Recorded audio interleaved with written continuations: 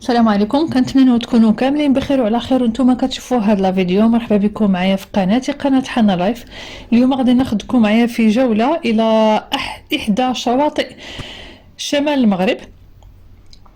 شاطئ اليوم هو مارينا سمير بمدينه تطوان. شاطئ جميل بزاف، نقي، فيه جميع الحاجات اللي تقدروا انكم تحتاجوها.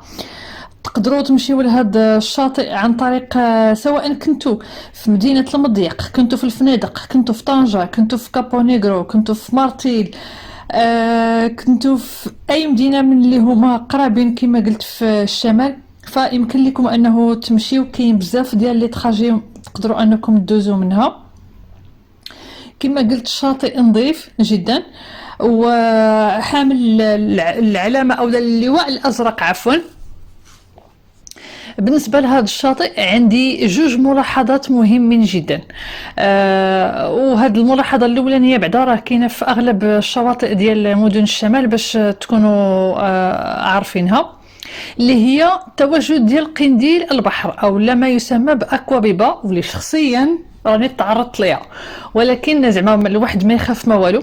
فقط ملي انه تكون عندكم هذيك اللسعه ديال اكوا بيبا او لا قنديل البحر، اوتوماتيكيا ما تمشيوش انه تحكوها ديك البلاصه اللي انه ضربكم فيها اكوابيبا، انما شدوش هذيك الرمله اللي هي فازقه وحطوها عليها فقط. صبروا واحد شويه ديال الوقت وراه كتفوت. او لا الا كان عندكم الخل كذلك كبوا واحد شويه فوق منها وراه كدوز، زعما ما تخلعوا ما والو. دونك هذه الملاحظه الاولانيه. الملاحظه الثانيه بالنسبه لهذا الشاطئ ديال مارينا سمير في تطوان، انه شيئا ما غرق، فاللي ما كيعرفش انه يعوم مزيان يرد البال وما يدخلش الواحد العمق. دونك هذا الشيء اللي غادي نقول. تقدروا انكم تاخذوا كذلك جوله باليخت، تقريبا كتدوم واحد ساعتين هكاك، وكيكون الثمن مناسب، اعتقد 200 درهم او 250 درهم.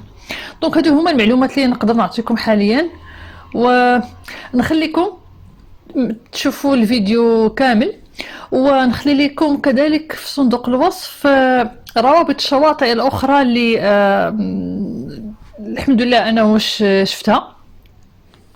نتمنى لكم كذلك انه ربي يرزقكم باش انه تشوفوها.